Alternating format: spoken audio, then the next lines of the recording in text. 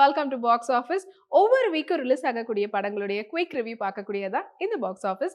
அந்த வகையில இந்த வீக் ரிலீஸ் ஆயிருக்கூடிய படங்களுடைய குயிக் ரிவ்யூ வாங்க பார்க்கலாம். இப்போ நம்மளுடைய பாக்ஸ் ஆஃபீஸ்ல நம்ம பார்க்க போற படம் பிரம்ம யுகம் மலையாள திரைப்படம். ராகுல் சதாசிவமுடைய டைரக்ஷன்ல மம்முட்டி அவர்களுடைய ஆக்ஷன்ல வெளிவந்து வெற்றிகரமா ஓடிட்டு இருக்கக்கூடிய திரைப்படம் தான் பிரம்ம யுகம். பிரம்ம யுகம் படத்தினுடைய டைரக்டர் ராகுல் சதாசிவம், படத்தினுடைய சினிமாட்டோகிராஃபர் ஷெனா ஜலால், படத்தினுடைய மியூசிக் டைரக்டர் கிறிஸ்டோ ஜேவியர், படத்தினுடைய எடிட்டர் ஷஃபீக் முகமது அலி. இந்த படத்தினுடைய ஒன்லைன் ஸ்டோரி பற்றி சொல்லணும்னா, ராகுல் சதாசிவம் அவர்களுடைய மேக்கிங் ஸ்டைலே வந்து எப்பவுமே ஒரு மோனோகிராம் இல்லைனா வந்து பார்த்தீங்கன்னா பிளாக் பாயிண்ட் சொல்லக்கூடிய அந்த பேட்டர்னில் தான் எடுப்பார். ஏன்னா அவருடைய முந்தின படமும் வந்து பூதகாலயமும் வந்து பார்த்தீங்கன்னா அந்த மாதிரி தான் கொண்டு போயிருப்பாங்க. ஸோ அதே பேட்டர்ன் ஆஃப் மேக்கிங் தான் இந்த படத்துலையும் ஃபாலோ பண்ணியிருக்கிறாரு. ஸோ இந்த படத்தினுடைய ஒன்லைன் ஸ்டோரி பற்றி சொல்லணும்னா, இப்போதைய கரண்ட் பீரியட் மாதிரி இல்லாமல் கொஞ்சம் பீரியாடிக் மாதிரி கொஞ்சம் பழைய காலத்துக்கு கொண்டு போயிருக்காங்க. ஒரு 50s அண்ட் அதுக்கும் தாண்டி இண்டிபெண்டன்ஸ்லாம் கிடைக்கிறதுக்கு முன்னாடி அந்த மாதிரியான பீரியட் தான் கொண்டு போயிருக்காங்க. ஸோ அப்போ வந்து இருந்த அந்த காஸ்டிசம் எல்லாத்தையுமே இந்த படத்துல காட்டியிருக்கிறாங்க. ஸோ கஷ்டப்பட்டு ஒருத்தர்கிட்ட இருந்து தப்பிச்சு வரக்கூடிய ஒரு நபர் ஒரு மேன்ஷனுக்குள்ள உள்ள வந்ததுக்கு அப்புறமா தப்பிச்சுட்டோம்னு நினைக்கும் போது இதுதான் மெயினான ஒரு இடத்துல நம்ம மாட்டிக்கிட்டு இருக்கிறோம் அப்படின்னு ரியலைஸ் பண்றாரு. ரியலைஸ் பண்ணதுக்கு அப்புறமா அவரால் வெளியில வர முடிஞ்சுதா இல்லையா அப்படின்றத படத்தினுடைய ஒன்லைன் ஸ்டோரி. அண்ட் இந்த படத்துல ஹீரோவாக அதாவது புரோட்டகனிஸ்டா நடிச்சிருக்கிறாரு அர்ஜுன் அசோகன் அவர்கள்.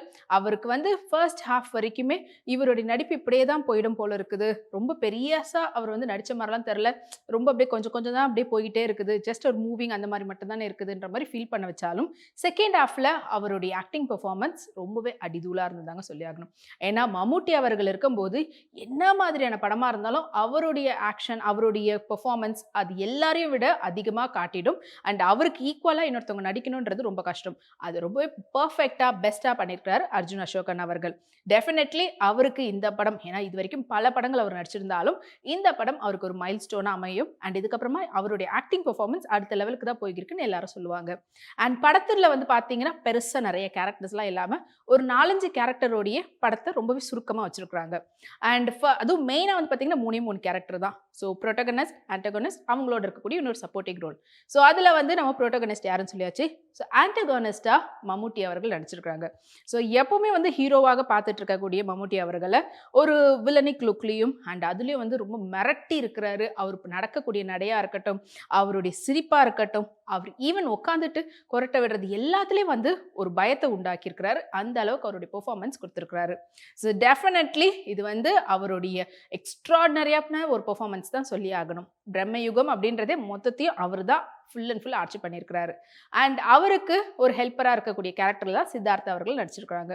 ஸோ இந்த 3 கேரக்டருக்குள்ளவே வந்து படம் வந்து மூவ் ஆகினாலும் அதை கொஞ்சம் கூட போர் அடிக்காமல் ஸ்க்ரீன் பிளே அமைச்சிருக்கிறாங்க. அண்ட் படத்தில் வந்து பார்த்தீங்கன்னா அர்ஜுன் அசோகன் அவர்கள் ஒரு பாட்டு பாடக்கூடிய ஒரு குடும்பத்தை சேர்ந்தவராக இருக்கிறாரு.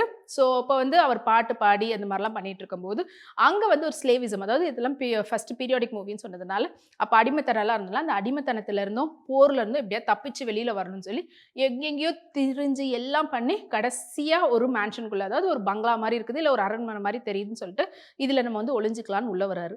ஸோ அந்த இடத்துல ஓனராக இருக்கக்கூடியவர் தான் மம்முட்டி அவர்கள். அண்ட் அவருக்கு ஹெல்ப்பராக இருக்கிறாங்க. அண்ட் உள்ள வந்ததுக்கு அப்புறமா தப்பிச்சுட்டோம் நம்ம இங்கேருந்து நல்லபடியாக சேஃபாக இருக்கலாம்னு நினைக்கும் போது தான் அவருக்கு அதுக்கப்புறமா நிறைய எக்ஸ்பீரியன்ஸ் பண்ணுறாரு. ஸோ இவர் வந்து தான் மெயினான ஒரு ஆள், நம்ம தேவையில்லாமல் இங்கே வந்து மாட்டிக்கிட்டோன்றது அப்புறமா தான் அவருக்கு புரியுது. ஸோ புரிஞ்சதுக்கு அப்புறமா செகண்ட் ஹாஃப்ல அவர் என்னெல்லாம் பண்ணுறாரு அப்படின்றது தான் படத்தினுடைய மீதி கதை. ஸோ மொத்தத்தில் இதை வந்து பார்த்தீங்கன்னா ரொம்ப பெருசாக ட்விஸ்ட் அண்ட் டர்ன்ஸ் எதுவுமே கொடுக்காம நம்மளால ஈஸியாக ப்ரிடிக்ட் பண்ணுற விதமாக தான் கதைக்களம் அமைஞ்சிருக்குது. ஏன்னா எப்பவுமே வந்து பார்த்தீங்கன்னா ஃப்ளாஷ்பேக் ஒன்று இருக்கும், இல்லைனா ஏன் அவங்க இப்படி பண்ணுறாங்க அப்படின்ற ரீசன்ஸ் காட்டுவாங்க. அண்ட் இதுக்கு காரணம் இதுவாக தான் இருக்குன்ற மாதிரி நிறைய சுற்றி சுற்றி ரீசன்ஸ்லாம் காட்டிகிட்டு இருப்பாங்க. அப்படியெல்லாம் இல்லாமல் ஒரு சிங்கிள் பாயிண்ட்லேயே இந்த கதைக்களம் அமைஞ்சிருக்குது. ஸோ இந்த சிங்கிள் பாயிண்டில் அமைஞ்சதுனால ஒரு ப்ளஸ்ஸும் இருக்குது, அதே போல் மைனஸும் இருக்குதுன்னு சொல்லலாம்.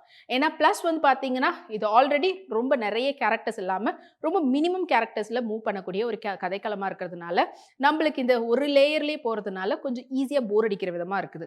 ஏன்னா அடுத்து வேறு எதுவுமே ட்விஸ்ட் அண்ட் டர்ன்ஸே இல்லாமல் ரொம்ப ஒரு மாதிரியாக போகுது படம் அப்படின்ற ஒரு ஃபீலும் கொடுக்குது.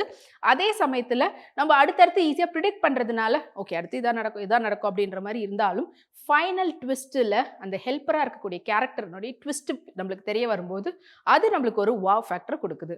ஸோ மொத்தத்தில் பிரம்ம யுகம் நம்ம எல்லாரையுமே மிரட்டி உருட்டி இருக்கிறாரு மம்முட்டி அவர்கள். அதை விட அர்ஜுன் அசோகன் அவர்களுடைய பெர்ஃபார்மன்ஸ் அல்டிமேட்டா அமைஞ்சிருக்குது. அண்ட் டீம் ஒர்க் அதே போல இது ஏன்னா பிளாக் பாயிண்ட் இல்லைன்னா மோனோக்ரோம் அந்த பேட்டர்ன்ல எடுத்திருக்கிறதுனால நம்மளுக்கு கொஞ்சம் கூட இந்த படத்தை பார்க்கும்போது ரொம்ப ஒரு லேகான ஃபீல் இல்லைன்னா போர் அடிக்கிற ஃபீல் இல்லாம டெக்னிக்கலி எல்லாருமே அவங்களுடைய ஒர்க்கை பக்காவா பண்ணியிருக்காங்க. அதுக்கு ஸ்பெஷலான பாராட்டு படத்தினுடைய cinematographer and as well as editor தான் போய் சேரணும். ஸோ அதை விட முக்கியமாக படத்தினுடைய மியூசிக் டைரக்டர் கிறிஸ்டோ சேவியர் அதை ரொம்ப அழகாக அவருடைய பேக்ரவுண்ட் ஸ்கோரில் கையாண்டிருக்கிறாரு. ஸோ மொத்தத்தில் இந்த வீக்கெண்டை ரொம்ப த்ரில்லிங்காக கொண்டு போகணும்னு நினச்சிங்கன்னா இந்த பிரம்மயுகம் படத்தை தியேட்டரில் போய் பார்த்து என்ஜாய் பண்ணுங்கள்.